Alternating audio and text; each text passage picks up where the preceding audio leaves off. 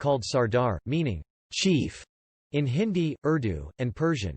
He acted as de facto commander-in-chief of the Indian Army during the political integration of India and the Indo-Pakistani War of 1947. Patel was raised in the countryside of Gujarat. He was a successful lawyer. He subsequently organized peasants from Kedah, Borsid, and Bardoli in Gujarat in non-violent civil disobedience against the British Raj, becoming one of the most influential leaders in Gujarat. He was appointed as the 49th President of Indian National Congress, organizing the party for elections in 1934 and 1937 while promoting the Quit India movement. As the first Home Minister and Deputy Prime Minister of India, Patel organised relief efforts for refugees fleeing from Punjab and Delhi and worked to restore peace.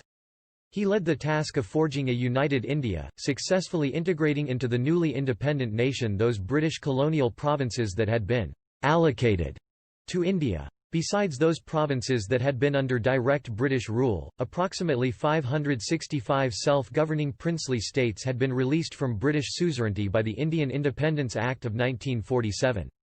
Threatening military force, Patel persuaded almost every princely state to accede to India. His commitment to national integration in the newly independent country was total and uncompromising, earning him the sobriquet, "Iron Man of India."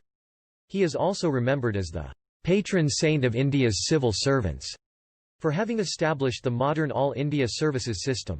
He is also called the unifier of India. The Statue of Unity, the world's tallest statue, was dedicated to him on 31 October 2018, which is approximately 182 meters in height.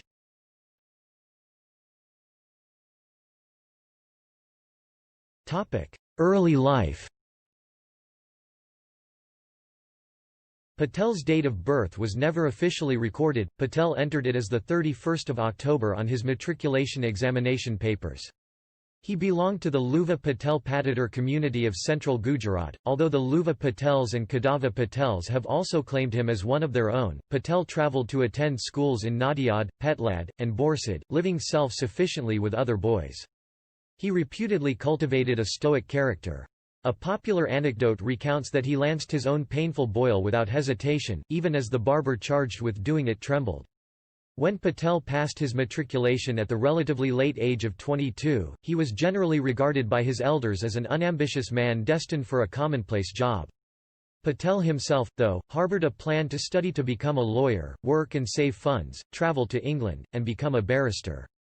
Patel spent years away from his family, studying on his own with books borrowed from other lawyers, passing his examinations within 2 years. Fetching his wife Javerba from her parents' home, Patel set up his household in Godhra and was called to the bar. During the many years it took him to save money, Patel, now an advocate, earned a reputation as a fierce and skilled lawyer. The couple had a daughter, Manaben, in 1904 and a son, Dayabai, in 1906. Patel also cared for a friend suffering from the bubonic plague when it swept across Gujarat.